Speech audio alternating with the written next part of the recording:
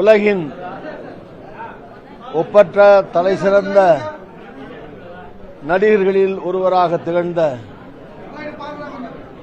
அமரர் சிவாலய பத்மஸ்ரீ நடிகர் திலகம் சிவாஜி கணேசன் அவர்களது நினைவு நாளை ஒட்டி காங்கிரஸ் கட்சியின் சார்பில் அவரது திருவுருவப் படத்திற்கு மலர் அஞ்சலி செலுத்தி எங்களுடைய மரியாதையை காணிக்கையாக்குகிறோம். அமரர் பெருந்தலைவர் அவர்களுடைய காமராஜர் அவர்களுடைய நம்பிக்கைக்குரிய தளபதியாக தன்னுடைய ரசிகர் மன்றங்களின் மூலமாக காங்கிரஸ் கட்சி வளரவும் சிறப்பாக செயல்படவும் தமிழ்நாட்டில் காங்கிரஸ் கட்சியை பெருந்தலைவர் காமராஜர் அவர்களுக்கு பக்கபலமாக இருந்து உயர்த்துவதிலேயும் வாழ்நாள் முழுதும் தன்னை முழுமையாக அர்ப்பணித்துக் கொண்டு பாடுபட்ட நடிப்பு சுரங்கம் அரசியல் தலைவராக திகழ்ந்த நடிகர் திலகம் சிவாஜி கணேசன் அவருடைய புகழ் வாழ்க என போற்றுவோம். நடிகர் திலகம் சிவாஜி கணேசன் அவர்கள் ஒரு நடிப்பு சுரங்கம், நடிப்பு பல்கலைக்கழகம். எந்த நடிகராக இருந்தாலும் சிவாஜி அவர்களுடைய சாயல் இல்லாமல் திரையுலகத்தில் நடிகராக மிளற முடியாது. நகமுதல் தலைமுடி வரை அவர் நடிப்பாற்றலை பெற்றவராக திகழ்ந்தார். அவருடைய வசன உச்சரிப்பும் முகபாவங்களும் உடல் மொழியும்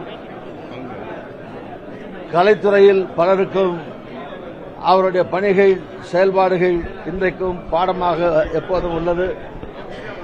எப்போதும் கலை உலகம் உள்ளவரை நடிகர் திலகம் சிவாஜி கணேசன் அவருடைய புகழ் உச்சத்தில் இருக்கும், நிலைத்திருக்கும். அமரர் சிவாஜி அவருடைய புகழ் வாழ்க வாழ்க ஓங்குக என போற்றுவோம்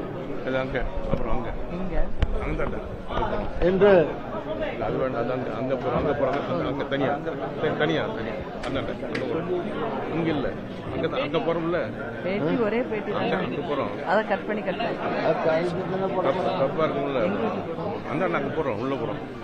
நம்முடைய அன்புக்குரிய அகில இந்திய காங்கிரஸ் தலைவர், நாடாளுமன்ற மாநிலங்களவையினுடைய எதிர்க்கட்சி தலைவர், மிகுந்த மரியாதைக்குரிய தலைவர் மல்லிகார்ஜுன கார்கே அவர்களுடைய பிறந்த நாள் என்று அதையொட்டி தமிழ்நாடு காங்கிரஸ் கட்சியின் சார்பில் அவருக்கு கேக் வெட்டி நலத்திட்டங்கள் வழங்கி கொண்டாட்டம் நடைபெற்றுக் கொண்டிருக்கிறது. தமிழ்நாடு காங்கிரஸ் கமிட்டி சார்பிலே அருமை சகோதரர் காங்கிரஸ் கட்சியினுடைய தலைவர் மாணிக்கம் தாக்கூர் அவர்கள் பாராளுமன்றம் நடக்கிற காரணத்தினாலே பாராளுமன்றத்தில் அவர் பங்கேற்றிருக்கிறார். மற்ற நாங்கள் எல்லோரும் இங்கே கலந்து கொண்டு இந்த விழாவை இங்கே சிறப்பாக கொண்டாடி கொண்டிருக்கிறோம். மல்லிகார்ஜுன கார்கே அவர்கள் மிகச்சிறந்த அரசியல் தலைவர். ஒரு சின்ன கிராமத்தில் பிறந்து காங்கிரஸ் உறுப்பினராகி காங்கிரஸில் நகர தலைவராக தன்னுடைய பொறுப்பை தொடங்கி அதுக்கு பிறகு நகர தலைவர், ஒரு சின்ன நகரத்தின் தலைவர்களில் இருந்து ஆரம்பித்து அகில இந்திய காங்கிரஸ் கட்சியினுடைய தலைவராக தென் தமிழ்நாட்டில் இருந்த ஒரு சிலரை போல் பிறந்த காமராஜர் அவர்கள் தமிழ்நாட்டில் இருந்து அகில இந்திய காங்கிரஸ் தலைவராக இருந்தார். கர்நாடக மாநிலத்திலிருந்து காங்கிரஸ் தலைவராக இந்தியாவிற்கு புகழும் பெருமையும் சேர்க்கிற விதத்தில் காங்கிரஸ் கட்சியை வளர்க்கிற விதத்தில் அருமை தலைவர் அன்னை சோனியா காந்தி அம்மையார் அவர்கள் அருமை எதிர்க்கட்சி தலைவர் ராகுல் காந்தி ஆகியோருக்கு பக்கபலமாக இருந்து கட்சியை பலப்படுத்திக் கொண்டிருக்கிற மல்லிகார்ஜுன கார்கே அவர்கள் 100 ஆண்டுக்கும் மேல் வாழ்ந்து காங்கிரசுக்கு தொடர்ந்து அவர் தொண்டு செய்ய, மக்களுக்கு தொடர்ந்து அவர் நல்ல முறையில் பணியாற்ற எல்லாம் வல்ல இறைவன் அவருக்கு அனைத்து வகையான சக்தியையும் வாழ்நாளையும் நீட்டித்து தர வேண்டும் என்று தமிழ்நாடு காங்கிரஸ் சார்பில் பிரார்த்தனை செய்து மல்லிகார்ஜுன கார்கே அவர்கள் வாழ்க வாழ்க வாழ்க என அவருக்கு வாழ்த்துக்களை தெரிவித்துக் கொள்கிறோம் மகிழ்ச்சியோடு.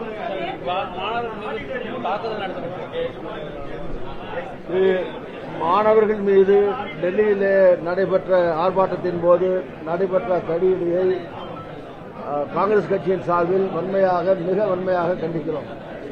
இது மிகுந்த கண்டனத்திற்குரியது. ஜனநாயக நாட்டில் ஆர்ப்பாட்டமோ போராட்டமோ உண்ணாவிரதமோ மறியலோ இதுபோல இவற்றை எல்லாம் நடத்துவதற்கு ஜனநாயகத்திலே எல்லோருக்கும் உரிமை உண்டு. இந்த நாடு தலைவர் ராகுல் காந்தி அவர்கள் குறிப்பிட்டிருப்பதைப் போல இளைஞர்கள் பெரும்பான்மையாக இருக்கிற நாடு. அந்த இளைஞர்களின் வடிவமாக பிரதிபலிப்பாக திகழக்கூடிய இளைஞர்கள் ஒன்று திரண்டு ஆர்ப்பாட்டம் நடத்திய போது 3 கோரிக்கைகள் வைத்திருக்கிறார்கள். கல்வித்துறை அமைச்சர் ராஜினாமா செய்ய வேண்டும், நீட் போன்ற தேர்விலே தோல்வியுற்று தற்கொலை செய்து கொண்ட குடும்பங்களுக்கு 1 கோடி ரூபாய் நிதி வழங்க வேண்டும்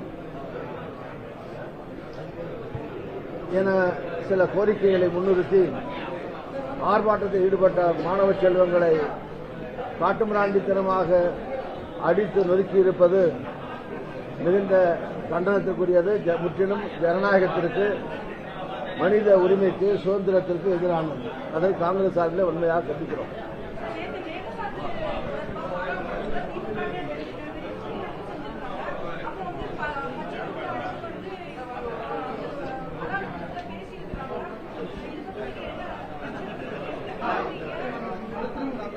ஒவ்வொருத்தரும் வேஷ்டி கட்டுறது, பேண்ட் போடுறது, துண்டு போடுறது, சட்டை போட்டுக்கிறது, கலருக்கெல்லாம் என்ன என்ன கலர்ல போட்டுக்கிறது அவங்க கொண்டிய உரிமைகள். கட்சி உரிமை கூட இல்லை, அது தனிப்பட்ட நபர்களுடைய உரிமை கிடையாது. யார் வேணாலும் என்ன துண்டு வேணாலும் போட்டுக்கலாம். பட் அவங்களும் இந்த போராட்டத்தை மாணவர்களை திமுகவும் ஆதரிச்சு தானே பண்ணியிருக்காங்க. மேகதாது அணை கட்டு திமுக அவங்களுடைய எதிர்ப்பை தெரிவிச்சிருக்காங்க. காங்கிரஸ் எப்போதுமே மேகதாது அணை கட்டுவதற்கு தன்னுடைய கடும் எதிர்ப்பை தெரிவித்து வருகிறது. கட்சி யார் ஆட்சியில் இருக்காங்க மாநிலத்தில், கர்நாடகத்தில் முக்கியமல்ல. காங்கிரஸ் இருக்கிற போதுதான் அதை கட்ட முயற்சிக்கிறார்கள் என்றில்லை. பிஜேபி இருக்கிற போது கட்ட மாட்டேன் சொன்னாங்க. பிஜேபி இருக்கிற போதும் கட்டேன்னு தான் சொன்னாங்க. தேவகனா இருக்கிற போதும் கட்டேன்னு தான் சொன்னாரு. எந்த கட்சி ஆட்சியில் இருந்தாலும் கட்டேன்னு தான் சொல்லுவாங்க. இங்கே எந்த கட்சி ஆட்சியில் இருந்தாலும் நம்ம தடுப்போம்னு தான் சொல்லுவோம்.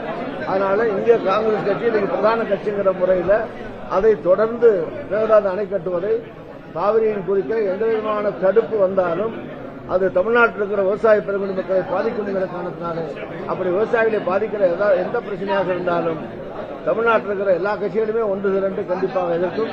அதில் காங்கிரஸ் முன்னின்று எதிர்ப்பை தெரிவிக்கும். தொடர்ந்து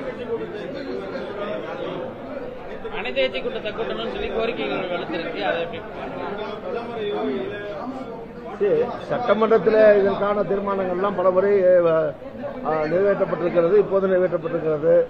சட்டமன்றத்தில் பிரதிநிதித்துவம் பெற்றிருக்கிற கட்சிகள் எல்லாம் அவருடைய கட்சியின் சார்பில் கருத்துக்களை சொல்லியிருக்கிறார்கள். அனைத்து கட்சி கூட்டம் கூட்டினால் சட்டமன்றத்திற்குள்ளே இடம்பெறாத மற்ற கட்சிகளுடைய கருத்துக்களும் அங்கே சொல்வதற்கு ஒரு வாய்ப்பு வரும். அது ஆட்சியில் இருக்கக்கூடிய முதலமைச்சர் எடுக்க வேண்டிய முடிவு. முதலமைச்சர் விரும்பினால் அனைத்து கட்சி கூட்டங்களை கூட்டி மற்ற இந்த கோரிக்கை ஏற்கிறவற்றை செய்தால் நன்றாகத்தான் இருக்கும். அதை பற்றி ஆட்சியாளர்கள் தான் முடிவு செய்யணும், முதலமைச்சர் தான் முடிவு செய்யணும். அப்படி கூட்டினா அதில் ஒன்றும் தப்பு கிடையாது.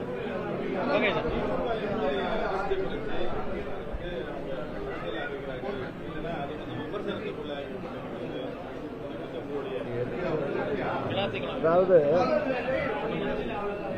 ஜனநாயக நாட்டில், சுதந்திர நாட்டில் பேச்சுரிமை, எழுத்துரிமை இதெல்லாம் காக்கப்பட வேண்டியது ஜனநாயக நாட்டிலே தலையாய முக்கியமான பிரச்சனைகள் தான். ஆனால் பேச்சுரிமைக்கும் எழுத்துரிமைக்கும் அது நாங்களாக இருந்தாலும் சரி, அரசியல்வாதிகளாக இருந்தாலும் சரி, பத்திரிகையாக இருந்தாலும் சரி, ஊடகமாக இருந்தாலும் சரி, எல்லாத்திற்குமே ஒரு உச்சவரம்பு, ஒரு லிமிட் ஃபார் எவரிதிங். லட்சுமண் ரேகாம்பாங்க, அல்லது ஹிட்டிங் பிலோ த பெல்ட்பாங்க. அது மாதிரி ஒருத்தரை பண்ணும்போது தனிப்பட்ட முறையிலேயோ, பர்சனல் அட்டாக்கோ, பில்தி அட்டாக்கோ, சப்ஸ்டாண்டர்ட் அட்டாக்கோ, ஹிட்டிங் பிலோ த பெல்ட்டோ, அல்லது ஒருத்தரை மிரட்டுற மாதிரியோ, அச்சுறுத்துற மாதிரியோ, கொலை செய்வேங்கிறதோ, கொன்றுவேங்கிறதோ, எலும்பு முடிப்பேங்கிறதோ, கைகால உடைப்பேங்கிறதோ, இது ஜனநாயகத்து வரம்புகளுக்கு உட்பட்ட பேச்சாது. ஆக ஜனநாயக ரீதியான பிரச்சனைகளை, போராட்டங்களை, பேச்சை ஜனநாயக ரீதியாக அரசு சந்திக்கும். எந்த அரசா இருந்தாலும் சந்திக்கணும். ஆனால் ஜனநாயகத்தை மீறி நடக்கிற சில சம்பவங்கள் மீது சில நேரங்களில் இந்த மாதிரி நடவடிக்கை எடுக்க வேண்டியது தவிர்க்க முடியாதது ஆகிவிடுகிறது. அவ்வளவுதான்.